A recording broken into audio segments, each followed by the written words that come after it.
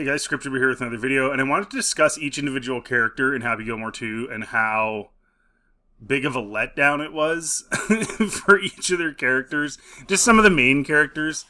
Happy Gilmore himself isn't that big of a letdown. He's kind of himself.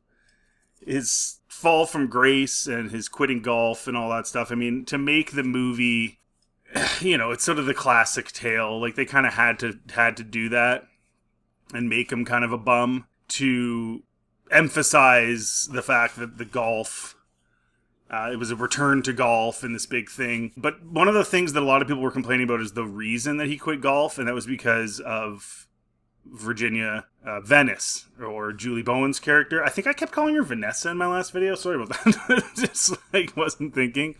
She's not even really in the movie. She's in the movie in flashback. She's in the movie in Happy's Happy Place. But she's just not in the movie. And I think they kind of missed some stuff there because her relationship with Shooter was very funny in the first one. Did you see that? Yes, nice shot.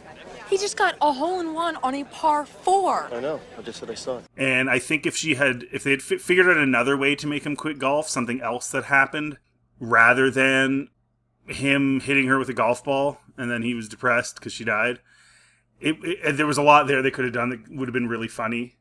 Because, again, the Shooter and Virginia Venice relationship was hilarious in the first one, right? He, basically treats her like a loser.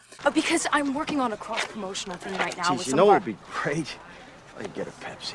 And this and that and the other thing. And the dynamic could have been so much better. Like, now she's got ammunition. He's no longer above her in the pecking order. He's no longer the star golfer, and she's just the publicist. She's now the wife of the guy who beat him. And the guy who's better at golf than him, and the guy who said the line to him after he hit his ball closer. He said, "You know what the pathetic thing is? You've been doing this your whole life." So there was a lot that they missed there, and that brings me to Shooter McGavin and Chris McDonald's character. And that was the biggest travesty of this whole entire thing, is how he was used, or lack thereof. He was way too different. He wasn't himself. He wasn't his arrogant jerk self. I said in my review, it was cool what he did with the whole insane asylum and all that stuff. Those parts were funny. That's kind of where the funny ended, was after those were over, basically. And he wasn't himself. He was too nice. He was friends with Happy. He joined sides with Happy. It just lost all of its flair, and all the things that we wanted to see, which was more of that rivalry, just went away. And it just wasn't very well done. He hit one putt. He didn't even golf. How do you do a golf movie called Happy Gilmore 2 with one of the funniest golf villains ever? I would argue the funniest, actually. Putt! I've seen Caddyshack, I've seen all those movies from the 80s and stuff. And I thought Shooter just totally stole the show in the first one. Maybe that's why they didn't have him as prominent in this, and he's kind of sidelined, was because of the fact that he sort of stole the show from Happy Gilmore's character. Although I would argue Happy Gilmore's character was cool too. I didn't see it as Shooter's movie, but I definitely saw him at least on an equal footing. Yeah! The fact that they didn't focus on that rivalry again, really in any way. All they had was this little fight in the cemetery with all the previous characters that had died. All their graves. The fact that that's it. That's all we got, was this fight scene. And then even then, it only lasted a couple minutes, and then they were like, "Oh, we should be buddies again. We should be buddies," or whatever. They decided to be friends after that. You're like, "Oh, that's what this is?" And then the saddest thing is his villain character was replaced with Benny Safdie, who played Frank Manatee, who's this guy who's starting this new cartoonish golf league, and it just didn't hit. It just didn't hit. And the thing is, you had this opportunity. You had Shooter McGavin, and you chose to sideline him for this new character, Frank Manatee. Happy Gilmore accomplished that feat no more than an hour ago. Well, moron, good for Happy Gilmore, oh my God! It doesn't even make any sense. I mean, I hated the fact that the golf was so stupid and it wasn't... I think the best way to put it is this wasn't a sports movie. This was a TikTok generation trying to appeal to young people, but it wasn't a sports movie really at all, because the golfing was so sensational and so stupid and so ridiculous. What made the first one so good was that it was a hockey movie, but this guy sucks so bad at hockey, but he could blast a slap shot like nobody's business. He could break the glass with it. So so then when he tries golf and he can hit it a really long ways, like as long as the guys that do the long drive contests do, that made it a sports movie, because then he had to learn to putt, he had to learn to chip, he had to learn to play the game of golf. And I'm perfectly fine with Happy having to go back and learn all that, because he hasn't played in 10 years or whatever. But in the end, they didn't actually play golf. They played this weird, silly, childish golf, like Mr. Beast competition golf. Like that one green that's like a teeter-totter, and it's like it wasn't a sports movie. It was like a silly, weird kids cartoon with some adult humor in there. Like that's basically what it was to me. Anyway, so that was really disappointing. Then you had Ben Stiller's character. So Hal in the first one was hilarious. Honestly, looking back at part 2, I wish he wasn't even in it. He was shoehorned into playing the head of the Alcoholics Anonymous class, and he said a few of the same lines that he said in the first one. None of them were all that funny. And then he literally had no funny lines. So the only, quote, funny lines he had were lines he's already said. It just completely missed the boat in terms of, again, using this character that everybody loved from the first one. And they just couldn't figure out a way to make him as memorable in this. In fact, not even close. Not memorable at all, even. He didn't look right, and he didn't do anything funny. And the surprising thing for me there is that Ben Stiller, like, you would think he would have involvement in what he was doing with this character. Like, apparently in the first one, he's not even in the credits. Apparently he just showed up and just played this role because they're buddies, and it was funny and it was fun. I don't know if everything about him was written or if a lot of it was improvised, but where was that in this one? His character, like, sucked. He wasn't funny at all. That was a huge disappointment, and I would have rather he wasn't even in it, because he didn't need to be in it. Technically, he didn't. And they shoehorn him into a different role where he's doing the same thing, and he's manipulating these alcoholics to wash his car and do all this stuff as part of their, treatment. And it just wasn't the same. It wasn't the same as him dealing with these old people and making quilts, and it just wasn't the same. It would have been better just to not even have him in it.